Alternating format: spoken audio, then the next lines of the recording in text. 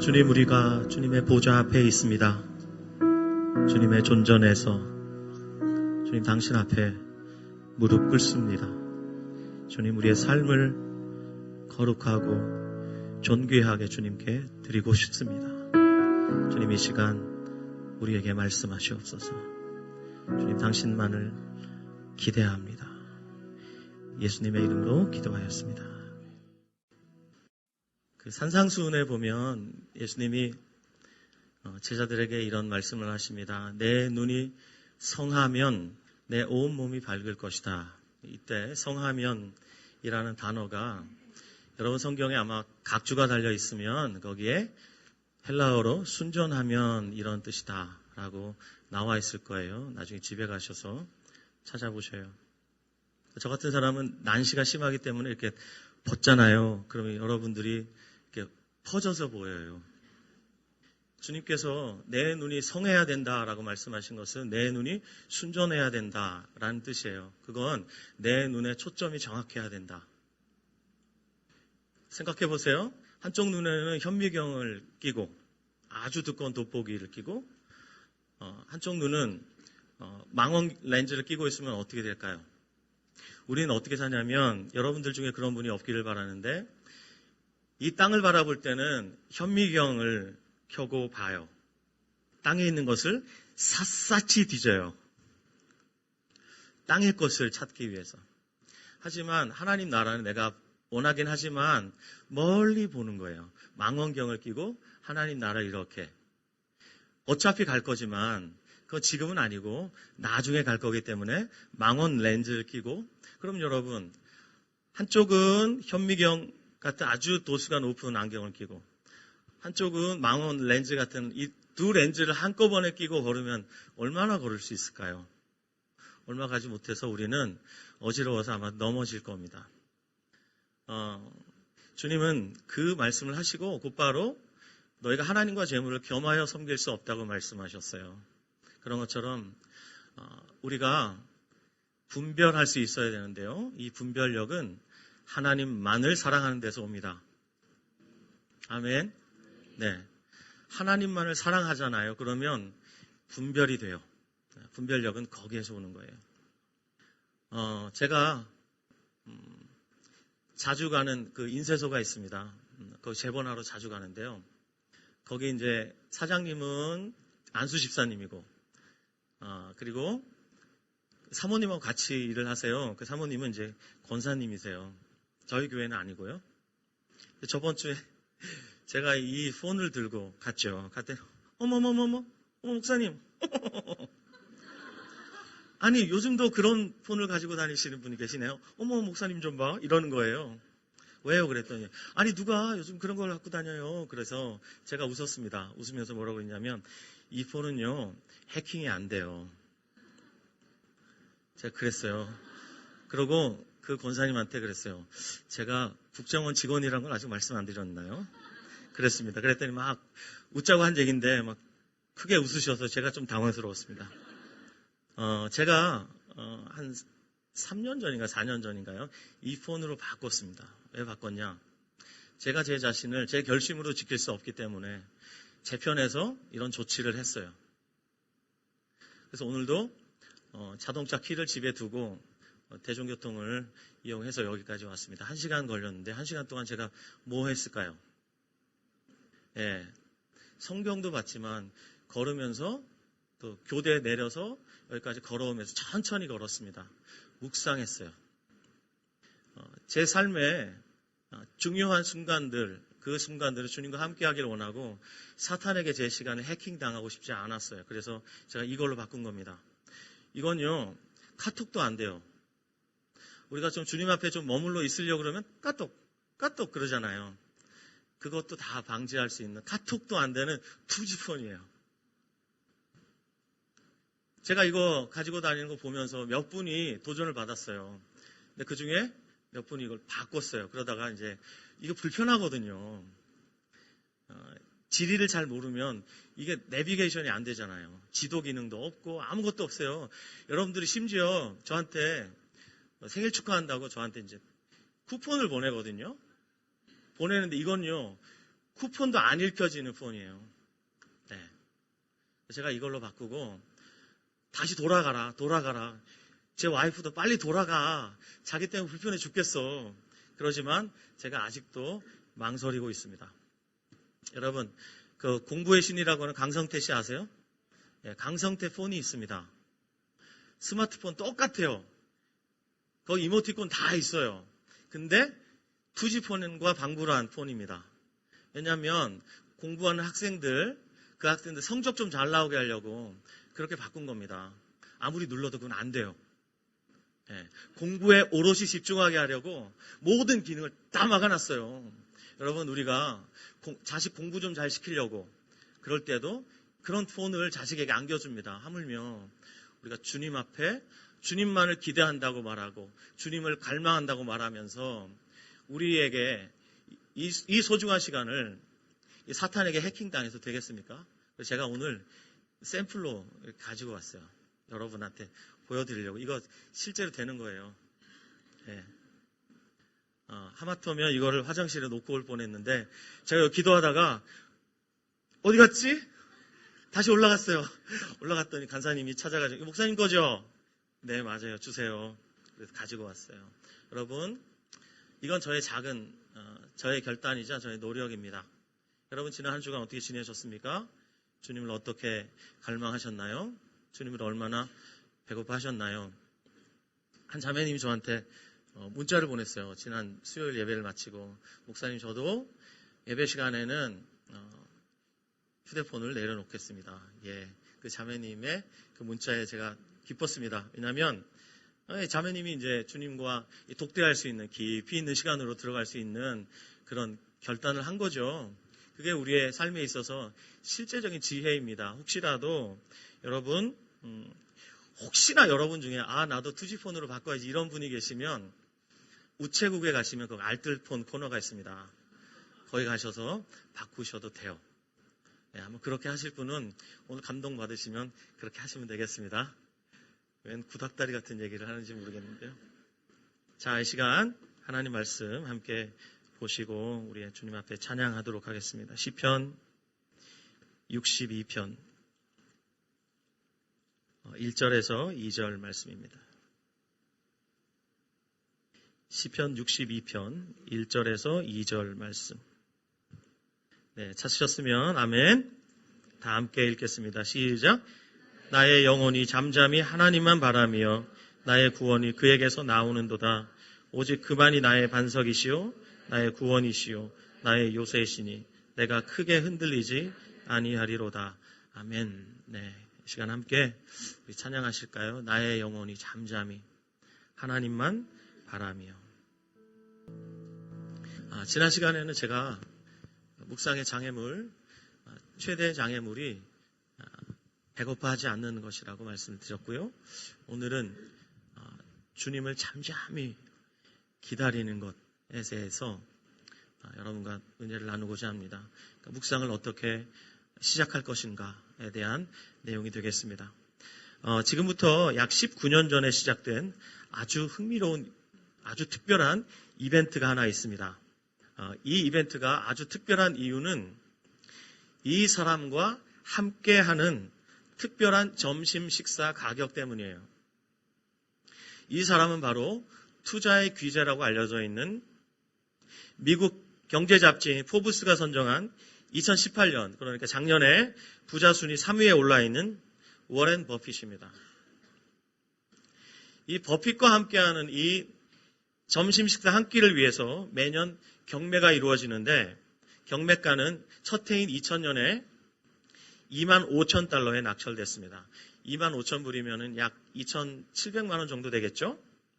그리고 역대 최고치는 2016년에 345만 달러예요. 우리 돈으로 약 40억 원에 해당되는, 몇 분이 놀라셨는데 여러분 모두가 좀 놀라셨으면 좋겠어요. 한 끼에 40억 원이 드는, 감사해요. 2018년에는 약 35억 5천만 원에 낙찰이 됐다 그래요. 워렌 버핏과 함께하는 식사가 이 수십억에 달하는 가치를 지니고 있는데 이 식사 시간은 약 2시간에서 3시간 정도가 이루어집니다. 근데 어떤 질문이든 다 할 수 있어요. 근데 단 한 가지, 이 질문은 절대 하면 안 되는 거예요. 그것은 워렌 버핏에게 다음 투자처는 어딥니까? 라고 물어보는 것.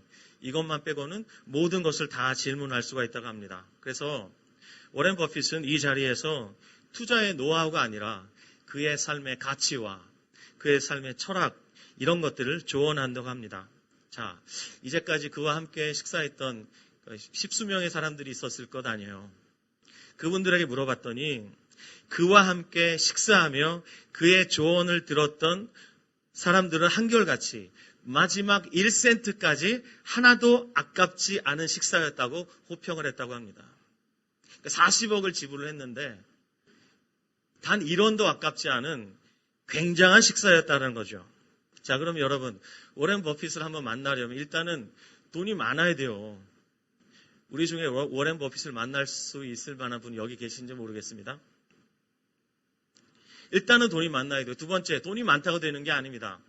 경매에 응찰을 해야 되고 낙찰이 돼야 됩니다. 그리고 아주 특별한 장소, 뉴욕에 있는 스미스 앤 월렌스키라는 스테이크 식당으로 가야만 한다고 해요.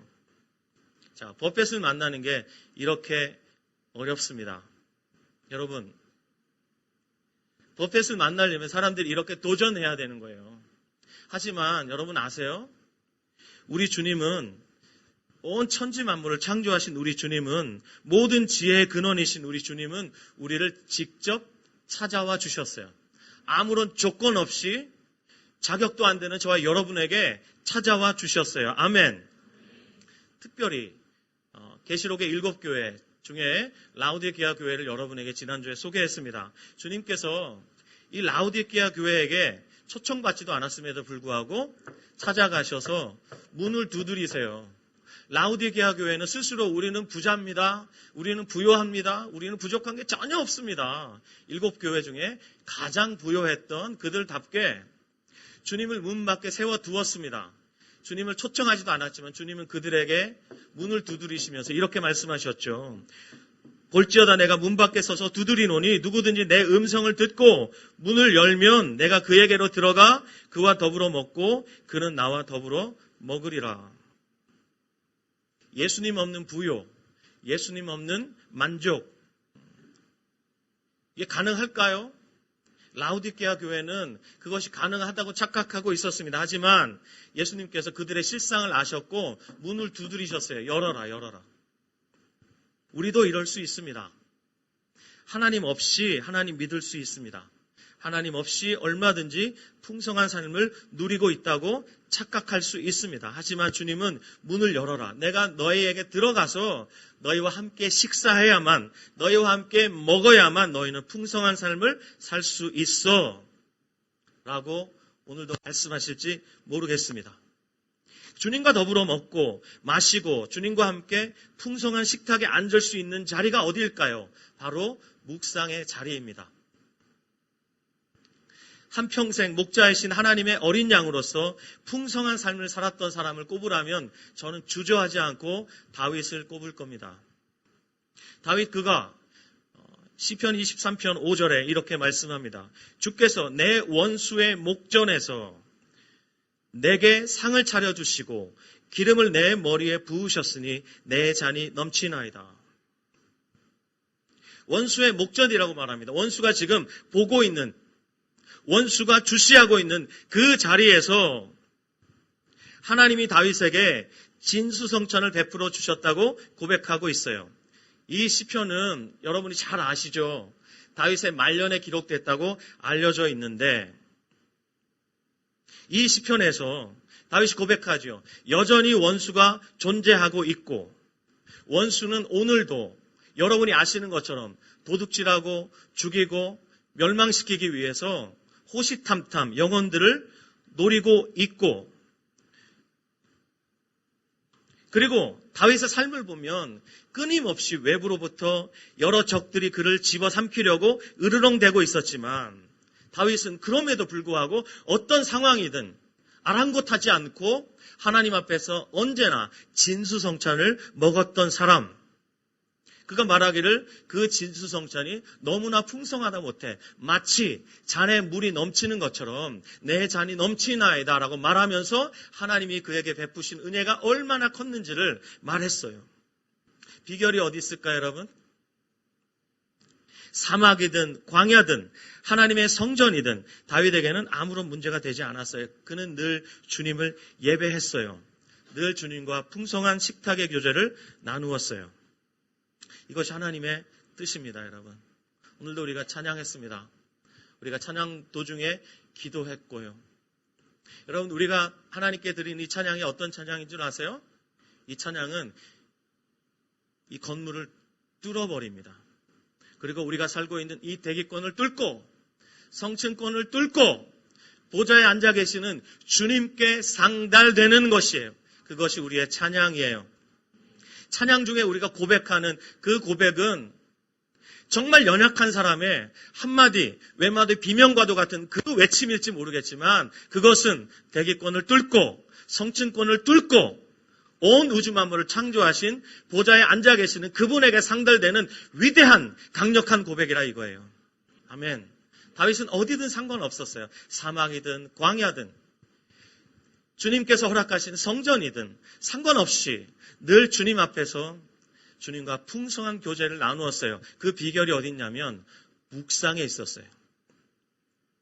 여러분, 오늘날 기독교 안에 심각한 오해가 있습니다. 그것은 요한복음 1장 12절 때문에 발생한 것 같아요. 요한복음 1장 12절 여러분 아시죠? 영접하는 자 곧 그 이름을 믿는 자들에게는 하나님의 자녀가 되는 권세를 주셨습니다 라고 하니까 마치 우리가 주님을 선택하고 우리가 주님을 영접한 것처럼 알고 계시는 분들이 혹 여기 계신지 모르겠어요. 아니에요. 틀렸어요. 우리가 주님을 영접한 게 아니라 우리가 주님을 초청한 게 아니라 주님이 우리를 초청해 주신 거예요. 주님이 우리를 왕의 자녀로 받아주신 거예요. 아멘. 주님께서 다윗에게 원수의 목전에 상을 차려주셨어요. 그 상은 누가 준비한 거죠? 주님이 준비하신 거예요. 주님이 다윗을 초대하시고 그에게 풍성한 상을 차려주시고 그를 먹이신 거예요. 주님이 우리를 초청하신 거예요. 얼마 전에 또 제가 사랑하는 안 선교사님과 저기 대전에 한번 갈 일이 있었습니다. 갔더니 대전 모 신학교에 학장을 지내셨던 목사님과 이제 같이 식사할 수 있는 시간이 있었습니다. 그 목사님과 쭉 얘기를 하다가 그 목사님이 오늘날 한국 교회 안에 있는 여러 가지 문제들 중에 이 문제를 우리에게 얘기해 주셨어요. 그때 제가 그렇게 말했습니다. 그럼 목사님, 이 영접 기도를 명칭을 좀 바꿔야 되겠네요. 그렇죠. 영접 기도. 어때요, 여러분? 우리가 주님을 영접하는 겁니까? 아니죠. 주님이 우리를 영접해 주셔야만 되는 거예요. 나는 주님을 압니다. 여기에서 머물면 안 되고 주님이 나를 알아주셔야만 되는 거예요. 맞지요? 맞아요. 그래서 제가 그 자리에서 그랬습니다. 목사님, 그러면 앞으로 저는 영접 기도라고 말하지 않겠습니다. 저는 굴복 기도라고 말하겠습니다. 만왕의 왕이신 그분 앞에 우리 인생을 굴복하는 것, 그것이 예수를 믿는 시작입니다. 동의하시면 아멘? 그렇습니다. 우리가 누구간데 상을 차려서 주님을 만족시킬 수 있겠습니까? 우리가 차려드리는 그 밥상으로 주님이 만족할 수 있을까요? 아니요. 그분이 우리에게 차려주시는 그 밥상이어야만 우리가 만족하고 그분이 우리를 아셔야만 우리와 주님과 풍성한 교제가 이루어질 수 있는 거예요. 여러분, 도널드 트럼프를 아십니까? 아세요? 예, 아신다고 그러죠. 그러면 도널드 트럼프가 여러분을 아실까요? 다른 문제죠. 우리나라 대통령 여러분을 아시는 것하고 여러분이 나 그분 알아 라고 이야기하는 건 다른 거예요. 주님이 우리를 아시면 어떻게 되냐면 주님이 우리에게 풍성한 꼴을 먹여주세요. 아멘. 네, 먹여주시는데 그 통로가 뭐냐면 묵상이라는 거예요. 예수님이 요한복음에서 이렇게 말씀하셨죠. 한번 따라하시죠. 도둑이 오는 것은 도둑질하고 죽이고 멸망시키려는 것뿐이요. 내가 온 것은 양으로 생명을 얻게 하고 더 풍성히 얻게 하려는 것이라. 아멘. 예, 주님께서 우리에게 생명을 얻게 하실 뿐 아니라 풍성히 얻게 하시는 거예요. 예, 광야에서 이스라엘 백성들이 목마르다고 아우성 쳤습니다. 근데 주님이 모세에게 명하시죠. 반석을 쳐라. 그래서 반석에서 물을 내라 그랬습니다. 여러분, 그들이 출애굽할 때 장정만 60만 명이었습니다. 그러면 아이들과 여자들과 노인까지 다 합치면 적어도 200만 명은 됐을 것이다. 학자들이 그렇게 추정을 하죠. 그러면 200만 명이 지금 목말라 죽을 것 같아요. 그럼 이들을 어떻게 해갈시킬 수 있죠? 웅진코웨이 쫄쫄쫄? 이거 가지고는 안 되는 거예요. 줄 서서 기다리다가 어떻게 해요? 다 목말라 죽어요. 광야 가보셨나요? 그 땡볕 때 1시간 서 있기도 어려워요. 주님이 물론 구름 기둥으로 인도하시지만 이 목마름은 또 차원이 다른 거예요. 그때 주님이 어떻게 하셨죠? 모세에게 너 반석을 쳐라. 모세가 반석을 쳤습니다. 그랬더니 물이 어떻게 나올까요? 쫄쫄쫄 이러면 큰일 나는 거예요. 팍 터진 거예요. 모두가 일시에 해가라고도 남을 만큼 팍 모두가 아멘 할 때까지 팍 예, 이렇게 터진 거예요. 주님은 우리에게 그냥 물 한 모금에 만족이 아니라 그냥 아무리 마셔도 다함이 없는 수준으로 물을 반석에다 팍 터지게 해주신다 이 말입니다. 이게 주님의 마음이에요. 아멘. 우리에게 생명 주신 것 너무 감사하죠. 이것으로도 우리는 평생 부족함 없이 신앙생활을 할 수 있습니다. 여러분, 우물가의 여인에게 말씀하셨어요. 네가 마시는 물 있잖아. 이건 너 마시면 또 목말라 너. 근데 내가 주는 물은 있잖아. 이거 마시면 영원히 너 목마르지 않다. 그랬더니 줘봐요. 그래서 예수님께서 그 여인에게 참고 인내하시면서 결국은 당신이 그리스도라는 것을 깨닫게 하셔서 그 여자가 결국은 어떻게 해요? 자기가 익어왔던 물동이를 버리죠. 그렇죠? 물동이를 익어온 목적이 뭐예요? 물 풀어온 거 아니에요. 근데 물동이를 버리고 물과는 상관없이 자기의 목적을 상실한 채 동네로 뛰어들어가잖아요. 내가 그리스도를 만났다 그러니까 동네 사람들이 어떻게 해요? 예수님이 계시는 그곳으로 막 나오죠. 아멘. 몰라요? 알고 계시죠? 좀 아는 척 좀 해요. 제가 이렇게 왔다 갔다 하면 여러분들도 이렇게 끄떡끄떡 하시고 리액션 좀 해주세요. 예. 동네 사람들이 예수님께 막 나왔어요. 은혜가 그런 거예요. 그러면 이 여인이 예수님이 주는 물을 마셨어요. 목말랐을까요? No. 예수님 말씀하셨잖아요. 내가 주는 물을 먹는 자마다 영원히 목마르지 않다. 예, 저는 그 물 마셨어요. 여러분도 마셨죠? 목말라요? 안 마르죠. 근데 목말라요. 왜요? 계속 먹고 싶어요. 그래서 그런 거예요. 계속 먹고 싶은 거예요. 더 먹고 싶고 더 순결한 생수를 내가 마시고 싶은 거예요. 이게 우리 그리스도인의 삶의 특징이에요. 아멘. 그래서 이 생명은, 이 생수는 유통기한이 없어요. 우리가 소위 수련회 갔다 와서 영빨이 야, 너 몇 주 갔냐? 2주.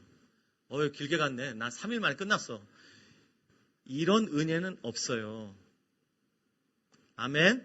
이런 은혜는 없다 이 말입니다. 하나님의 은혜는 따라요. 하나님의 은혜는 유통기한이 없습니다. 예, 마르지 않는 샘처럼 흘러요. 예전에 경험했던 어떤 것 여러분 생각하지 마세요. 2주 만에 말라버리는 그런 은혜 절대 아니에요.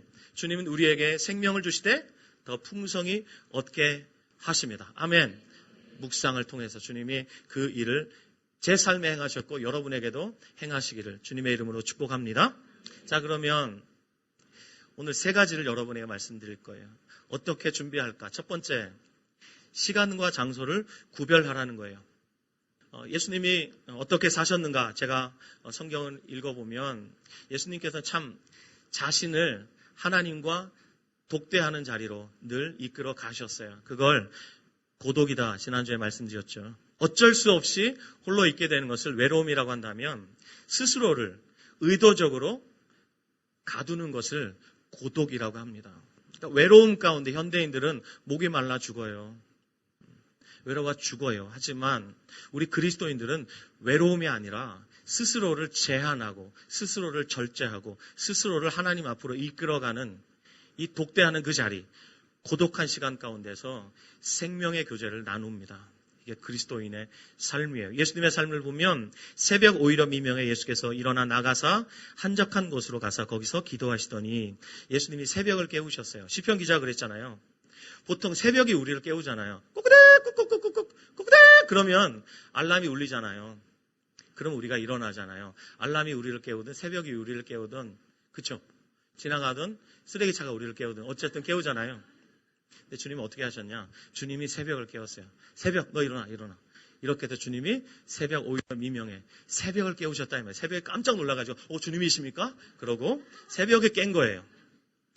그렇게 주님은 새벽에 그리고 사역을 막 하시다가도 혼자 가 계시죠.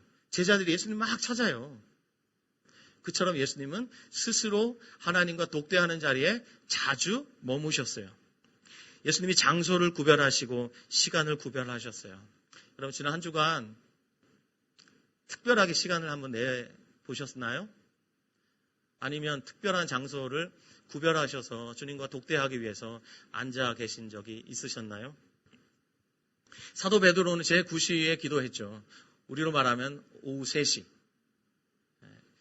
그는 시간을 구별했습니다. 제9시. 그리고 그는 성전이라는 특정한 장소를 기도하는 장소로 구별했습니다. 위대한 사람들은 한결같이 이렇게 시간과 장소를 구별했다고 해요. 그랬기에 그들은 성장하고 성숙했어요. 이 성숙이라는 단어가 잘 마음에 와닿지 않으면 바꿔보세요. 숙성. 팍팍 와닿죠. 하나님 앞에서 숙성된 소금의 맛을 내고 그리스도의 향기를 내뿜는 사람들로 어떻게 그렇게 자라갈 수 있었는가? 시간을 구별하고 장소를 구별하고 예외가 없습니다, 여러분. 하나님께 쓰임받았던 위대한 영적인 하나님의 사람들은 예외가 없어요. 단 한 사람도 예외 없어요. 시간과 장소를 구별했어요. 여러분 하루 24시간 중에 단 10분이라도 장소를 구별해서 주님 앞에 한번 앉아 계셔 보세요. 돌아가신 고 오카는 목사님이 피를 토하듯 현대인들에게 외쳤던 설교가 있습니다.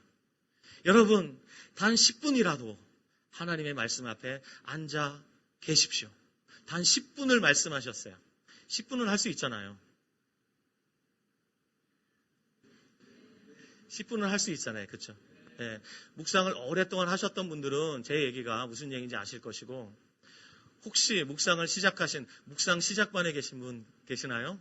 그런 분들에게 저의 얘기가 많은 격려가 되었으면 좋겠습니다.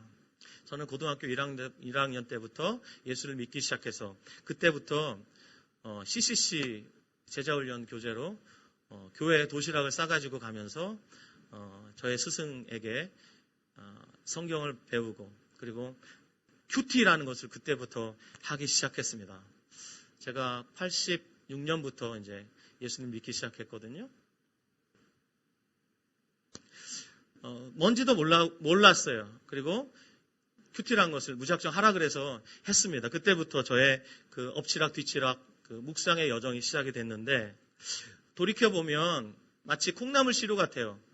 하나님의 은혜를 받았는지 받지 않았는지 모르겠어요. 물은 밑으로 다 빠졌는데 어느 날 제가 제 삶을 돌아보니까 부쩍 커버린 콩나물이 되어 있더라고요. 그때는 그게 시간 낭비 같았고 성경이 너무 어려웠어요. 특별히 사도행전 같은 이런 역사서는 제게 너무 어려웠어요. 이게 사람들이 뭐 했고 이게 묵상이 도저히 안 되는 거예요. 서신서는 묵상이 쉬웠어요. 왜냐하면 서신서에는 여러 가지 교훈들이 있잖아요. 그 교훈들을 받으면서 제 삶에 예수님의 말씀을 제가 좀 이해하는데 여러 지평을 넓혀줬는데 역사서 같은 경우는 참 어려웠어요. 하지만 돌아보니까 그것이 제 삶을 성장시키고 성숙시키셨던 하나님의 완전한 조치라는 것을 알 수 있었어요. 단 10분이라도. 여러분 단 10분이라도 시간을 구별하고 아무에게도 방해받지 않을 공간을 확보하셔야 합니다. 여러분 독일의 목회자였던 디트리 보네퍼가 이런 말을 했어요. 여러분 귀담아 잘 들어보세요. 날마다 내게 적용되는 하나님의 말씀을 고요히 묵상하는 시간은 내 삶의 질서가 분명해지는 순간이다. 그러니까 보네퍼는요. 자신의 삶의 질서를 무엇부터 잡기 시작했냐면 짧은 시간이라도 하나님 말씀을 묵상하는 것으로부터 마치 첫 단추를 끼는 것처럼 이 단추 하나를 끼듯 짧은 시간 묵상으로부터 그의 삶의 질서를 잡아가기 시작했다는 거예요. 여러분, 묵상이 무너지면 삶이 어지러워집니다. 삶이 어지러워져요. 근데 여러분들 바쁘시잖아요. 그죠? 바빠요. 바쁜 분들이 하는 말이 뭐냐면 묵상할 시간도 없어요. 그거 새빨간 거짓말입니다. 왜냐하면 저와 여러분은 묵상의 도사들이에요. 제가 2달 전에 치읓, 지읒 수술을 했습니다. 뭔지는 말씀드리지 않겠어요. 제가 치읓, 지읒 그랬더니 그 호주에 있는 제 후배가 형, 췌장 수술했어? 그래서 아니야, 그거 아니야. 어쨌든 치읓, 지읒 수술을 했는데 그 수술을 마치고 3일 동안 입원하고 퇴원하는데 간호사가 그래요. 거기에 뭐 지읒, 이응, 물 부어가지고 하는 거 있잖아요. 지읒, 이읒을 열심히 하래요. 알았다. 그랬더니 매운 거는 먹지 말래요. 그때부터 제 삶에 고민이 시작됐어요. 짜장 먹을까 짬뽕 먹을까 고민 있잖아요. 남자는 짬뽕이잖아요. 그래서 짬뽕을 먹어야 되는데 이거 어떡하지? 이게 짜장 먹을까 짬뽕 먹을까 고민할 때부터 이게 막 고민이 되기 시작하는 거예요. 짬뽕 먹지 말라 그랬는데 매운 거 먹으면 안 된다 그랬는데 이 말이 머릿속에 계속 빙빙 도는 거예요. 주부들은 아침에 일어날 때 오늘 뭐 먹지? 아침부터 머릿속을 뱅뱅 뭐 먹지? 뭐 해 먹이지? 이게 뱅뱅 돌지요. 그렇잖아요. 우리가 유명한 영화를 보면 영화의 명대사가 있어요. 전 특별히 설교자다 보니까 이 명대사를 그냥 지나갈 수가 없어서 자주 묵상을 합니다. 그리고 명대사를 제 그 데이터베이스에다가 이렇게 적어놔요. 써먹어야 되잖아요. 그러니까 우리들은 아침에 눈을 뜰 때부터 저녁에 눈을 감을 때까지 묵상을 해요. 묵상의 내용이 달라서 그렇지 뭐든지 우리는 다 묵상하고 있습니다. 그쵸? 대답하세요. 그쵸? 예. 그러니까, 저는 묵상이 어려워요. 새빨간 거짓말이에요. 지금 여러분, 하나님의 말씀 앞에서 결단하셔야 돼요. 나는 원래부터 묵상을 하고 있었던 사람이야. 그러므로 내가 묵상이 어렵단 말은 이제부터 안 할 거야. 왜냐? 나는 아침에 눈을 뜰 때부터 저녁 때 눈을 감을 때까지 묵상하는 존재거든요. 근데 묵상의 내용이 달라서 그렇지. 그쵸? 사람들한테 묵상하라 그러면 시간 없어요. 10분을 내는 게 내 인생의 정체인 것 같아요. 다른 사람보다 10분 뒤처지는 것 같아요. 근데 기를 쓰고 10분이라도 낭비하지 않으려고 전력으로 질주하시는 분들 계시면 10분은요. 내 인생의 정체가 아니라 내 인생의 정체성을 발견하는 시간이에요. 아멘. 그 시간이 얼마나 귀한 시간인 줄 아세요? 한번 따라하시죠. 나는 묵상하고 있는 사람이다. 옆 사람에게 말해서 당신은 묵상의 도사입니다. 예. 그러니까 여러분, 묵상이 너무 어려워요. 새빨간 거짓말이에요. 우리는 다 묵상하고 있는 사람들이에요. 맞죠? 네, 맞아요. 그래서 우리가 직장에 출근할 때도 보면 죽기 살기로 먹고 살려고 우리의 시간을 구별하고 또 구별된 직장이라는 장소로 가잖아요. 그렇죠? 예. 먹고 살기 위해서 그렇게 우리가 투쟁하고 있다면 하나님의 말씀을 먹고 우리가 살아야 되는데 사람이 떡으로만 살지 않잖아요. 그러면 여기에 우리가 분투해야 되는 거예요. 예. 먼저 짧은 시간을 구별하는 것부터 연습해 보세요. 5분. 이번 한 달간은 내가 5분을 내가 구별하겠다. 그러다가 이게 내성이 붙잖아요. 이게 내공이 붙으면 10분도 되고 나중에 30분도 되고 1시간도 되고 그렇게 되는 거예요. 어떤 때 저는 2시간씩 이렇게 묵상을 합니다. 그럼 밥은 언제 먹나? 소는 누가 키워요? 다 키웁니다.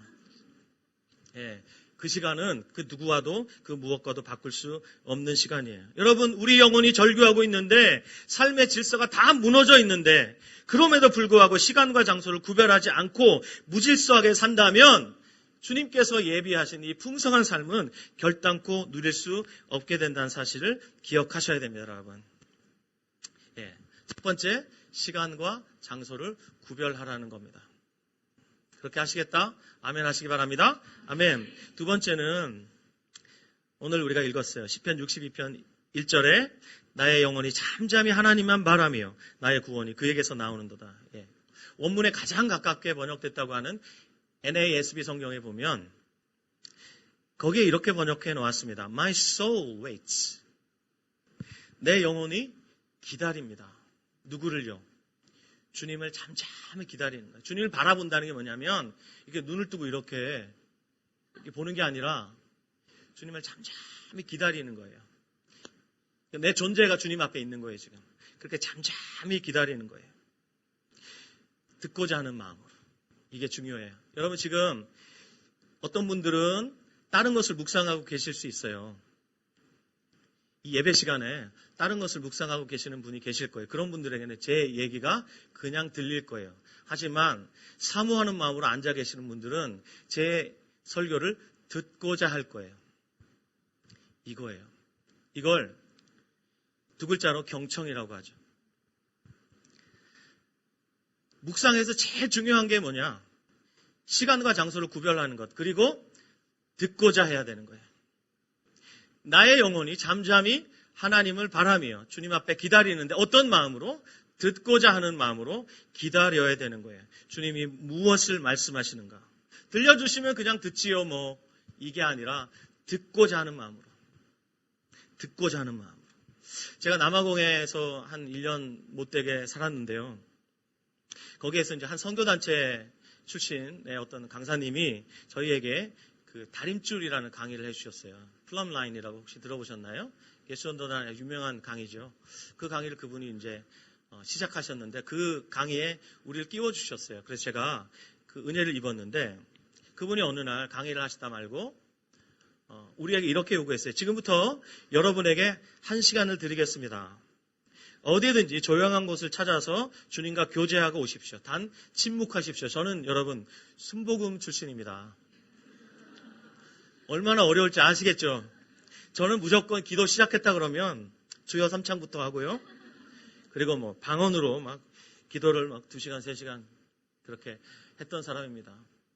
나중에 목이 터져가지고 그래서 성대가 결절이 되고 그래서 굉장히 애를 먹었는데요. 어쨌든 저는 불파예요. 불관리를 평상시 열심히 하던 사람인데 단 침묵하십시오. 그러고 1시간이 지나고 돌아오셔서 여러분 주님께서 무슨 말씀을 하셨는지 나누라는 거예요. 이런 게 우리 그 순복음에게는 어렵거든요. 너무 어려워요. 어려운 과제를 안고 조용한 곳으로 갔죠. 가서 저는 이제 무조건 이렇게 앉으면 주여 이것부터 시작하는데 이걸 하지 말라 그러니까 답답해 미치겠는 거예요. 그래서 시키는 대로 했어요. 가만히 있으라 그래서 가만히 있으려면 어떻게 해요? 눈을 감아야죠. 눈을 감고 가만히 있었어요. 무슨 일이 벌어졌을까요? 잤어요. 사람들이 막 웅성웅성해 보니까 막 모임 장소 다시 막 가고 있는 거예요. 그래서 얼른 쫄래쫄래 따라갔죠. 그래서 제가 사람들이 뭘 나누나 봤어요. 그래서 다른 한국 사람들 저들은 무슨 음성을 들었지? 그래서 가만히 보니까 다 잤어요. 다 잤어요. 다 잤어. 특별한 음성을 들었다는 사람이 없어요. 그만큼 우리가 하나님 앞에 가만히 앉아서 그분이 말씀하시기를 듣고자 하는 마음으로 이렇게 가만히 기다리는 것을 잘 못해요. 이게 우리예요, 우리. 한국 사람들 특히 잘 못해요. 저는 가만히 앉아서 침묵했어요. 저는 가만히 있으면 어떤 일이 벌어질 줄 알았어요. 내가 그냥 가만히 있기만 하면. 근데 그건 아주 수동적인 자세예요. 그냥 신경 쓰지 않아도 들리는 소리를 듣는 것, 그건 지극히 수동적인 자세예요. 하지만 주님이 우리에게 요구하시는 자세는 수동적인 자세가 아니라 아주 능동적으로, 아주 적극적으로 듣고자 해야 되는 거예요. 경청하고자 해야 되는 거예요. 그때 주님이 우리에게 말씀하는 거예요. 저는 그냥 가만히 있었죠. 주님 말씀하실 줄 알았죠. 근데 아무 일도 일어나지 않았어요. 어린 사무엘이 하나님의 음성을 들었을 때 그는 이제까지 한 번도 하나님의 음성을 들어본 적이 없습니다. 그때 늙은 선지자 엘리 제사장을 찾아갔습니다. 근데 엘리 제사장 시대에는 어땠었나요? 이상이 희귀했죠. 하나님의 묵시가 주어지지 않았죠. 하나님의 예언이 엘리를 통해 주어지지 않을 만큼 엘리는 영적으로 완전 까막눈이었어요. 완전히 흑암 자체였어요. 근데 사무엘이 음성을 들었단 말이에요. 그래서 엘리가 부른 줄 알고 부르셨어요. 그랬더니 안 불렀어. 가서 자. 다시 법궤 옆에 누워 있었죠. 그때 주님이 다시 부르십니다. 사무엘아, 사무엘아. 다시 갔습니다. 부르셨나요? 왜 그래? 다시 돌아가. 다시 돌아갔어요. 누웠어요. 세 번째 주님이 또 부르셨어요. 그때 엘리에게 세 번째로 가니까 이 분별력 제로인 엘리 제사장이 그제서야 깨닫습니다. 아, 주님이 사무엘을 불렀구나. 그래서 사무엘한테 이렇게 말해주죠. 엘리가 사무엘에게 이르되 가서 누웠다가 그가 너를 부르시거든 네가 말하기를 여호와여 말씀하옵소서 주의 종이 듣겠나이다 하라 하니 이에 사무엘이 가서 자기 처소에 누우니라. 그리고 자기 처소에 누워있는데 주님이 부르셨어요. 그때 어린 사무엘이 뭐라고 말하냐면 말씀하십시오. 주의 종이 듣겠습니다. 이건요. 말씀하시면 하시고 안 하셔도 괜찮고 이게 아니라 주님 말씀해 주십시오. 제가 듣기를 원합니다. 듣고자 하는 마음으로 하나님 앞에 머물러 있었어요. 그때 어떻게 된 줄 아세요? 사무엘로 말미암아 그 사사시대의 암흑이 깨져버렸어요. 하나님의 이상이 다시 보이기 시작했고 흑암 가운데 있던 하나님의 백성들에게 빛이 비추이기 시작했어요. 사랑하는 여러분, 저와 여러분의 인생에 어둠일 수 있습니다. 하지만 그 어둠은 언제 깨지나요? 그 어둠이 언제 물러가나요? 어둠은 빛이 임하면 빛보다 빠른 속도로 물러가잖아요. 아멘? 네, 언제 빛이 주어지나요? 하나님의 말씀은 빛이에요. 네, 우리가 하나님의 말씀을 듣고자 할 때 그때 주님이 우리에게 말씀하시고 주의 말씀이 임하면 우리는 우리의 마음의 어둠들을 몰아내게 됩니다. 자, 여러분 승천하시던 예수님이 제자들에게 하셨던 말씀 기억나십니까? 사도들과 함께 모이사 그들에게 분부하여 이르시되 예루살렘을 떠나지 말고 내게서 들은 바 아버지께서 약속하시는 것을 기다려라. 요한은 물로 세례를 베풀었으나 너희는 몇 날이 못되어 성령으로 세례를 받으리라 하셨느니라. 예수님이 이렇게 약속하시고 승천하셨어요. 그래서 그들이 보혜사 성령님을 기다리고 있었습니다. 근데 제자들은 그때가 언제인지 몰라요. 우린 지금 이 66권의 이 완성된 성경이 있잖아요. 그래서 그 기간이 열흘이라는 것을 우리는 알죠. 근데 제자들은 그냥 하염없이 기다렸어요. 누굴 기다렸나요? 약속하신 그분을 기다렸어요. 그들은 권능을 구하지 않았어요.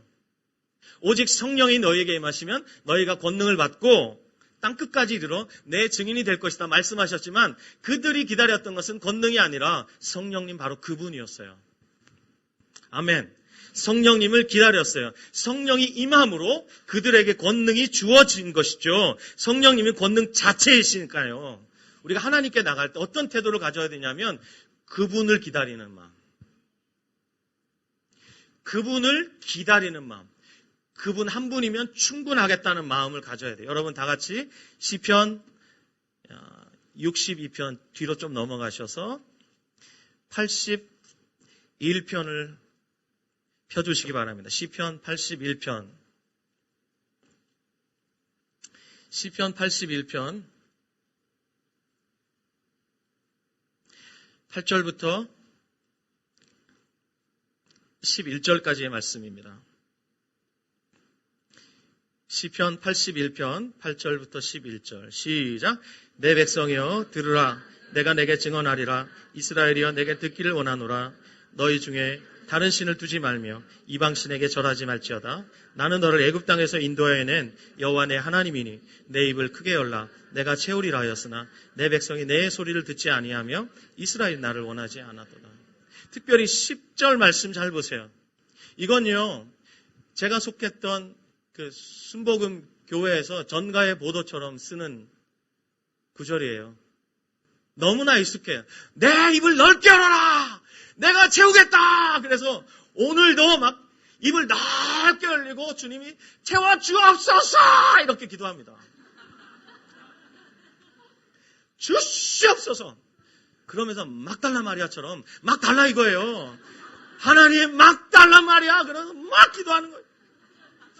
내 입을 넓게 열라. 얼마나 이게 도전이 되고 격려가 돼요. 내가 채우겠다 그러니까 오늘도 입을 쫙쫙 벌리고 어미 참새를 기다리는 새끼 참새처럼 막 있는 대로 벌리고 막 그런데요. 11절 말씀. 내 백성이 내 소리를 듣지 아니하며 이스라엘이 나를 원하지 아니하였도다. 하나님이 그들에게 채워주고 싶었던 게 뭐예요? 나요, 나. 하나님 그분이란 말이에요. 근데 저는요, 나중에 알았어요. 11절 말씀을 왜 내가 진즉에 보지 않았을까? 나중에 너무 억울하더라고요. 아, 하나님이 내게 주고자 하셨던 것, 그것은 그분 자신이었구나. 그분에게서 나오는 어떤 것이 아니라, 그분의 손에 들려있는 어떤 것이 아니라, 바로 그분이었구나. 왜? 그 누구도 제가 20대, 30대를 다 보냈던 그 교회에서 그 누구도 내게 11절에 있는 말씀을 진지하게 설교해 주지 않았나 이거예요. 하나님이 정말 주고 싶어 하시는 것, 그건 그분 자신이라는 것을 왜 나에게 그 누구도 진지하게, 저처럼 이렇게 소리 지르지 않아도 되는데, 조곤조곤하게라도 저한테 제가 너무 억울해서 그러는 거예요 지금. 여러분, 어릴 때 애들 키워보면 알아요. 우리 딸이 24살이고 우리 아들이 22살 군대에서 지금 밥하고 있는데, 이게 얘네한테 뭐뭐를 사가지고 들어가잖아요. 그럼 얘네가 아빠 왔다! 그러고 곧바로 그들의 시선이 어딜 향해요? 내 손에 들려있는 것. 그걸 향해요. 그래도 저는 기분 좋죠. 껄껄껄 웃으면서 그렇지 내가 아빠지 그러고 이제 넘어가는데, 우리가 이렇게 하면 주님이요 너무 가슴 아파하시는 거예요. 8절 말씀에 내 백성아 들으라 그랬잖아요. 여러분 저 보세요. 히브리어에는 순종하다라는 단어가 없어요. 그러면 히브리어로 순종하다는 단어를 어떻게 쓰죠? 저희 엄마가 어릴 때 말 좀 들어. 그게 무슨 뜻이에요? 순종해 이 말이죠. 히브리어는 순종하다는 단어를 어떻게 썼냐? 들으라라는 단어. 이 히브리어 단어로 순종하라라는 단어로 표현했어요. 잘 듣는 것은 순종의 첩경입니다. 하나님의 말씀을 잘 듣는 것, 묵상의 자리에서 주의 음성을 듣는 것. 어떻게 듣죠? 듣고자 하는 마음으로. 주님이 주시고자 하시는 것, 주님 자신. 아, 주님, 저 주님을 원합니다. 이런 태도로 주님 앞에 서 있는 것, 이것이 묵상을 준비하는 두 번째 태도예요. 저는 여러분에게 11절 분명히 설교했습니다. 아멘? 81편이 아삽의시입니다. 저는 이제 천국에 가도 아삽한테 할 말이 있어요. 나 81편 아삽 설교했어요. 네. 하나님이 주시고자 하시는 게 뭔지 저 설교했으니까 여러분들 아멘 하셨죠 다? 네, 그렇게 이제 핑계할 수 없는 거예요.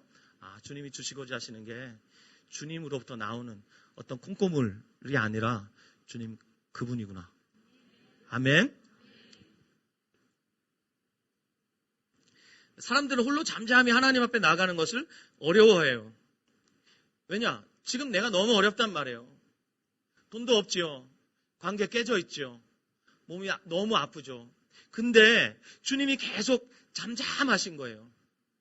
나한테 잠잠하라고 말씀하시는 주님이, 주님도 잠잠하시면 이게 참 너무 어렵거든요. 그렇죠? 여러분 말 없는 사람하고 한 방에서 가만히 같이 있어봐요. 너무 어려워요. 너무 어려워요. 저는 이제 부끄러움이 좀 많거든요. 제가 믿으시기 바랍니다. 저 혼자 있을 때 부끄러움이 되게 많아요. 우리 집사람이 잘 알아요. 때로는 제가 말없이 가만히 있거든요. 그럼 아, 부끄러워서 그런가 보다. 제 아내가 그래요. 주님이 잠잠하셔요. 그러면 나도 주님 앞에 너무 마음이 어려운데 주님도 아무 말씀 안 하시면 답답하죠. 하지만 분명히 기억하십시오, 여러분. 우리에게 잠잠히 듣고자 하는 마음으로 나오라고 말씀하신 주님은요, 우리가 홀로 있는 것 같지만 홀로 있지 않다고 말씀하십니다. 우리 절대 혼자 있지 않습니다. 주님은 지금 어떤 의도가 있어서 그냥 주님이 침묵하시는 거지, 반드시 주님이 그 침묵을 통해서 하나님이 이루고자 하시는 일을 지금 이루고 계시는 거예요. 아멘. 저희 교회도 애들이 많아요. 지금은 이제 3층, 4층 이제 나눠서 교회를 예배실을 쓰는데요. 전에는 4층에서 한꺼번에 다 모였단 말이에요. 그러니까 문 열고 나가면 애들이 막 뛰어다녀요. 근데 엄마는요, 애들 주일학교에 맡겨놓고 엄마들은 제 설교 듣거든요. 예배 시간에. 그럼 이 부모들이요, 되게 웃겨요. 제 설교 듣는 것 같은데 저기서 자기 애가 응애 그러면요, 누군지 다 알아요. 튀어나가요, 그냥. 자기 애가 저 방에서 울고 있는데 우리는 몰라요. 근데 그 엄마는 알고 튀어나가요. 그게 뭘 말하냐면, 다른 사람들은 모르지만 엄마는 정확하게 알아요. 주님이요, 우리 절대로 홀로 버려두지 않는다는 거예요. 그 아이가 저 방에 홀로 있는 것 같지만 이 엄마와 함께 있는 것과 똑같은 거예요. 아멘. 여러분이 홀로 있는 그 시간, 주님 안 계신 것 같고 주님이 내 삶에 간섭하지 않는 것 같은 그 시간에 여러분 염려하지 마세요. 주님이 눈동자처럼 여러분을 지키고 계시고 주목하고 계시고, 아멘. 주님이 지금 일하고 계신 거예요. 아멘. 예. 주님이 일하고 계시잖아요.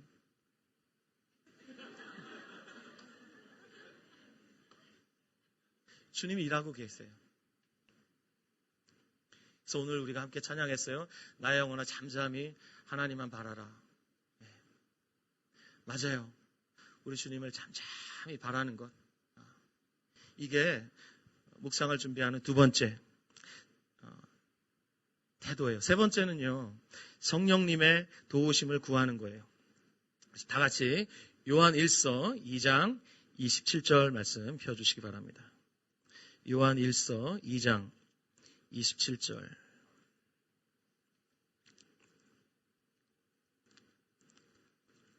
시작. 너희는 주께 받은 바 기름 부음이 너희 안에 거하나니 아무도 너희를 가르칠 필요가 없고 오직 그의 기름 부음이 모든 것을 너희에게 가르치시며 또 참되고 거짓이 없으니 너희를 가르치신 그대로 주 안에 거하라. 예. 여기 기름 부음이란 우리 안에 계시는 보혜사 성령님을 가리키는 표현입니다. 이 요한 1서를 쓴 이 사도 요한은 당시에 거짓 선생들과 싸우고 있었습니다. 그래서 아무도 너희를 가르칠 필요가 없다라고 말했어요. 거짓 선생들이 가르치는 이 거짓 가르침, 그것이 필요한 게 아니라 너희 안에 계시는 성령께서 너희를 가르치신다고 말씀하고 있는 거예요. 아멘. 그분이 참되고 거짓이 없으셔요. 그래서 예수님께서 말씀하셨던 것을 성령께서 오롯이 다 기억나게 해주셔서 성경의 저자들로 하여금 이 신약 성경, 특별히 사도들이 이 신약 성경의 대부분을 남겼죠. 성령께서 사도들에게 그렇게 역사해 주셨어요. 그래서 이제 성경 66권이 우리에게 주어졌잖아요. 그래서 우리 안에 계신 성령님은 진리의 영이세요. 진리의 성령께서 우리를 모든 진리 가운데로 인도해 가셔요. 아멘. 그래서 우리 안에 계신 성령님께 우리가 요청하고 의지해야만 되는 거예요. 성령님은 또 성경의 저자이시니까요. 이 성령께서 우리가 묵상을 할 때 지금 이 조명이 비추지 않습니까? 이런 것처럼 빛을 비추어 주세요. 이걸 성령님의 조명하심이라고 말해요. 네, 그렇게 우리를 빛 가운데로 이끌어 가셔요. 누가요? 성령께서 하세요. 저와 여러분 안에 계신 성령께서 그렇게 하셔요. 그래서 성령님을 우리가 의지하면서 지혜와 계시를 달라고 성령께 의탁하면서 나아가면 성령께서 이제 우리로 진리의 말씀을 보게 하시고 그 말씀을 통해서 하나님의 음성을 듣게 하시고, 아멘. 우리를 성장시키시고 숙성하게 하십니다. 여러분 누가복음 24장 31절 말씀 함께 보시겠습니다. 누가복음 24장 31절. 30절, 31절 보면 좋겠네요. 누가복음 24장 30절, 31절. 자, 시작. 그들과 함께 음식 잡수실 때에 떡을 가지사 축사하시고 떼어 그들에게 주시니 그들의 눈이 밝아져 그인 줄 알아보더니 예수는 그들에게 보이지 아니하시는지라. 그들이 서로 말하되 길에서 우리에게 말씀하시고 우리에게 성경을 풀어주실 때 우리 속에서 마음이 뜨겁지 아니하더냐 하고. 여러분이 잘 아시는 엠마오로 가는 두 제자, 이 두 제자가요 예수님 부활하셨다는 것을 다 알았어요. 그러면서 자기들의 고향으로 지금 낙향하고 있는 거예요. 실망해서 낙향하고 있는데 걸어가고 있는 그들에게 예수님이 나타나셨어요. 근데 예수님인 줄 모릅니다. 근데 예수님과 계속 얘기를 해요. 그러다가 그들 사이에 예수님이 계셨을 수도 있고 그들 옆에 가까이 걸어가시면서 예수님이 얘기하셨을 수도 있겠죠. 그렇죠? 근데 이 두 사람이 예수님인 줄 전혀 못 알아보고 속으로 그랬을 거예요. 되게 닮았네 이러면서 예수님과 계속 동행하는 거예요. 근데 예수님과 함께 식사하기 전까지 예수님을 전혀 알아보지 못합니다. 언제 예수님을 알아보죠? 예수님과 함께 떡을 떼고 난 후에 그들이 예수님을 알아봅니다. 말씀이 이런 것이에요. 말씀이 우리 안에 들어오면, 이 말씀이 우리 안에 풍성한 꼴이 돼서 우리를 먹이기 시작하면 그때부터 우리는 예수님을 알아보기 시작하는 거예요. 아멘. 예수님이 우리에게 당신은 어떻게 계시하냐? 말씀으로 계시하셔요. 말씀으로. 저와 여러분은 한 책의 사람입니다. 아멘. 기독교는 한 책의 종교입니다. 이거 손에서 놓으면 우리는 그때부터 분별력 잃어버리고 예수님 누구신지 점점 망각할 수도 있습니다. 그러므로 이 성경을 여러분 소중하게 여러분의 삶에 최고의 귀한 파트너로 대하셔야 합니다. 아멘. 주님께서 그렇게 하셨잖아요. 그러면서 제자들이 그러잖아요. 길에서 말씀을 풀어줄 때 우리 마음이 뜨겁지 않더냐. 뜨거웠지만 예수님이 누군지 몰랐어요.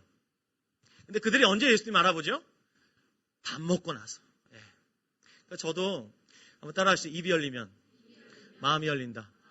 그래서 저도 누군가 관계가 좀 어렵잖아요. 그렇죠? 더 깊이 교제하고 싶을 때 뭐 하냐면 같이 밥 먹어요. 그래서 우리 교회 신방 제목이 뭐냐면 밥 한 번 먹자예요. 그러니까 신방 타이틀이 밥 한 번 먹자예요. 매년 타이틀을 거는데 작년에 밥 한 번 먹자고 올해는 마실 갑시다예요. 어쨌든 같이 밥을 먹잖아요. 그러면 우리 사람들도 마음이 확 열리고 서로를 좀 더 깊이 알아갑니다. 예수님 라우디게아 교회를 향해서 문을 열어라. 내가 들어가서 너희로 더불어 먹고 그는 나로 더불어 먹으리라 말씀하셨잖아요. 그렇게 되면 주님과 풍성한 교제가 일어나는 거예요. 주님이 우리에게 주신 꼴이 뭡니까? 이 말씀이죠. 이 말씀으로 저와 여러분을 주님께서 풍성한 삶으로 인도하십니다. 이것이 세 가지 준비입니다. 첫 번째가 뭘까요? 시간과 장소를 구별하라는 것이에요. 두 번째는 듣고자 하는 마음으로 주님 앞에 잠잠히 계시는 거예요. 세 번째, 성령께 도움을 구하는 거예요. 그러면 진리의 성령께서 우리를 이 66권의 계시 가운데서 진리의 말씀으로 우리를 먹이셔서 예수님을 알아보도록 이끌어 주시는 거예요. 아멘. 자, 우리 다 같이 일어나셔서 함께 기도하고 마치겠습니다.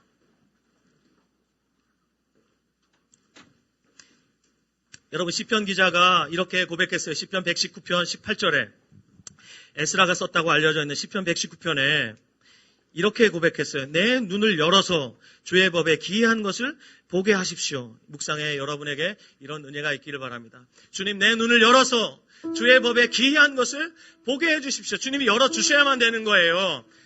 하나님 내게 이 은혜를 베풀어 주십시오. 먼저 여러분 우리 안에 지난주에 이 결단을 했을 수도 있는데 다시 한번 결단합시다. 주님, 저 사단으로부터 저의 소중한 시간 해킹당하지 않겠습니다. 저처럼 투지폰으로 바꾸시는 분이 혹 계실지 모르겠지만 아니라도 그것보다 더 중요한 결단은 옆에 두고도 유혹당하지 않는 우리의 영성이 필요한 거예요. 아멘. 이건 주님이 우리에게 선물로 주십니다. 누구에게요? 정말 주님을 갈망하고 주님을 향해 배고파하는 자들에게 주님이 이 은혜를 주십니다. 이 시간에 우리 함께 기도합시다. 주님, 내 눈을 열어서 주의 법에 기이한 것을 보게 해주십시오. 주님, 저 듣고자 합니다. 저 듣기를 원합니다. 주님, 저 풍성한 삶을 원합니다. 함께 시간 두 손 높이 들읍시다. 높이 들고 주여 선창하시고 하나님이 은혜를 베풀어 주시옵소서. 함께 기도하며 나아가시겠습니다.